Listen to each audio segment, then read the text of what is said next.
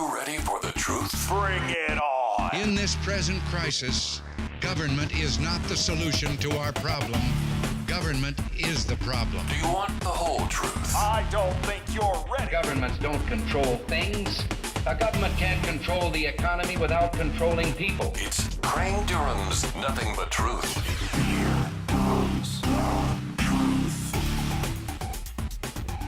Do you have red blood? Are you an American without hyphens? Chosen or otherwise? Well, you're in the right place. Do you appreciate a Christian worldview? Again, you're home. Crane Durham's Nothing But Truth AFR Talk. I really don't care about your color. Truly. And I won't make a decision based on that. I think that's what's great about America, is that we can be Americans. Have we always lived up to what's outlined in our Declaration? No, it took us some time, and there was a process put forth within the Constitution to do just that. But be very wary of those who will look at your color and try to address an agenda based on that, of any kind, or ethnicity for that matter. Our tax code looks at different things, economic behavior and certain industries, and they have carved up and carved out numerous loopholes and special deductions in order to enhance that particular industry. And while many of us have benefited from that in the sense of the mortgage deduction and, well, pick an area. Does that make it right? And can we sustain it? Our guest is the Executive Vice President of the National Taxpayers Union. If you listen to the show, you know who he is, our good friend Pete Sepp. How are you, my friend? Doing well, thank you. I just want to start off with Jay Carney and Obamacare. The show obviously is nothing but truth. And so I'm going to ask you on the flip side of this clip, when Jay Carney is asked about the health care plan, the employer mandate, and its impact on the economy, specifically jobs, is he telling the truth? Is it nothing but truth? So here is Jay Carney answering that question. Roll it. I would say broadly that if you look at the economic data, the suggestion that the ACA is reducing full-time employment is belied by the facts. What the ACA allows is the opportunity for individuals who could not, prior to passage of the Affordable Care Act, afford insurance to get insurance. And it provides subsidies for those who need help in affording it, and it assists businesses in that effort so that they can provide insurance to their employees. And again, the broader data here does not reflect that assertion. I don't have a specific response to the story you're citing, but I think the data is very clear on this. The 30-hour limit, though, is that one the White House has any plans to, or is even considering? I don't have a response to your specific story here. What I can say is that the data reflects that there is not support for the proposition that businesses are not hiring full-time employees because of the Affordable Care Act. But you are the Executive Vice President of the National Taxpayers Union. You are an expert in the field of taxation and economics and economic policy. So, Jay Carney, responding to the question of the Affordable Care Act's impact on the economy, employment, specifically referencing the employer mandate. Pete Sepp, nothing but truth. Jay Carney, yes, no? No. Stunningly wrong, I'm afraid, on his part. When you take a look at the data of layoffs that have already been attributed to certain parts of Obamacare, the tanning tax, for example, immediately began having an impact on the indoor tanning industry. When you look at the medical device excise tax, Welsh Allen, a manufacturer of diagnostic equipment, began laying off 275 employees, about 10% of their workforce. Dana Holding Company, is going to have to absorb $24 million over 6 years in health care expenses. They're going to have to consider layoffs in their workforce of 25,000 worldwide. Take a look at Stryker Medical, a device manufacturer. They're planning on slashing 5% of their global workforce. But set aside the impact of the taxes associated with Obamacare, like the medical device excise tax. Let's just focus on the mandate and ask businesses themselves what they were planning on doing. This is a Gallup poll taken and released in June of this year, very recent. 603 owners of businesses with less than $20 million in annual sales, 41% of them said they have frozen hiring because of the health care law. Almost one-fifth said that they had actually reduced the number of employees they had in their business as a specific result of the Affordable Care Act.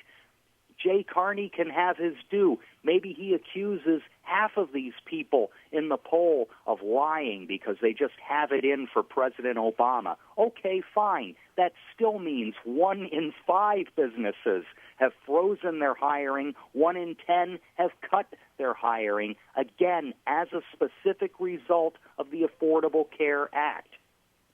And specifically, the reason behind that is? Well, for one thing, the employer mandate that levies a penalty on employers who fail to provide a government-specified level of health insurance makes it very difficult for them to afford that kind of coverage. But another way that they can actually avoid some of these coverage requirements is to have fewer than 50 full-time equivalent employees. And so what they start doing is either laying off full-time workers or making full-time workers part-time workers, or simply saying we're not going to expand the way we had planned on doing. Now, there are some who say that the one-year breather from this employer mandate that the administration just announced will certainly help matters.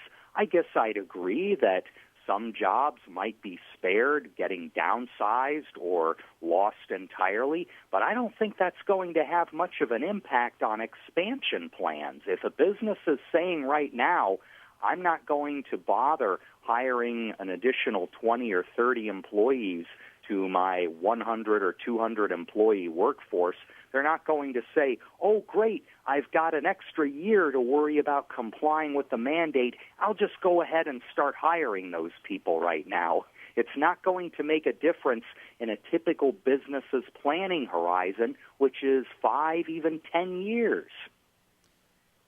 When we talk about the Affordable Care Act, Obamacare, or the immigration reform bill passed out of the Senate, or the farm bill that was split and passed out of the House, it seems to me that there is a part of this that we could apply the notion of, and I don't know if it's Bastiat, but the seen and unseen.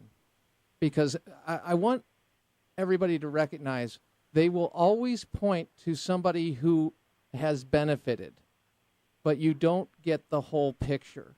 Pete, you see this all the time, and you see it in how it's in our tax code.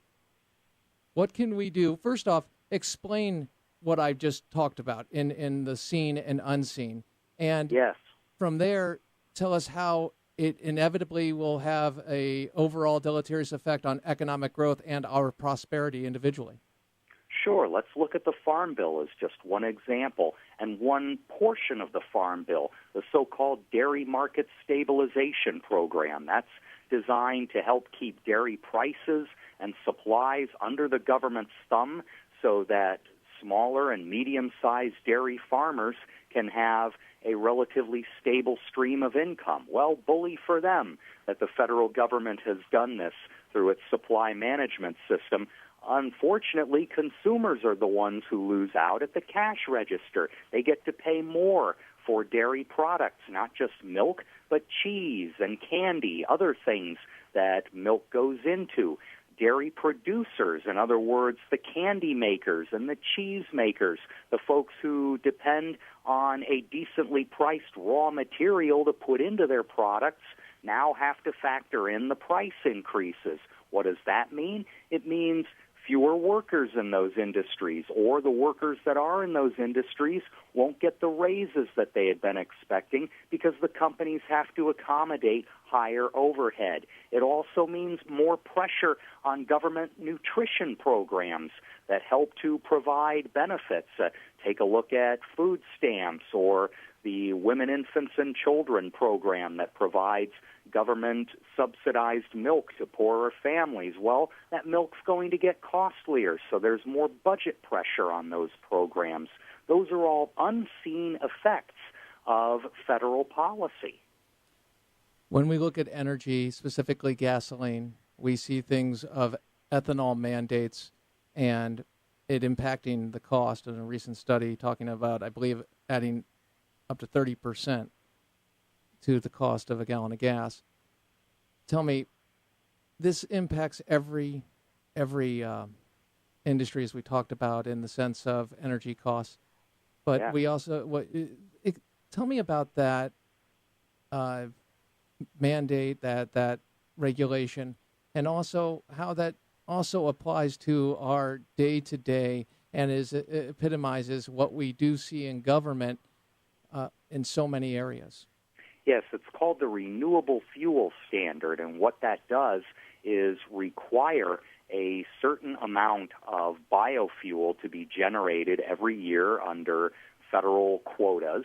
And right now, at least, for the next few years, the primary crop that provides ethanol, the main biofuel under this standard, is corn. Well, up to about 40% of the nation's corn crop is already going into ethanol production. When you do that and you have a situation where supplies start to run short, like in a drought, which is what happened last year, well, that means prices for corn are going to go up. They're going up to record levels. When that happens, well, there are a lot of downstream effects. The food that we eat that has corn in it becomes pricier.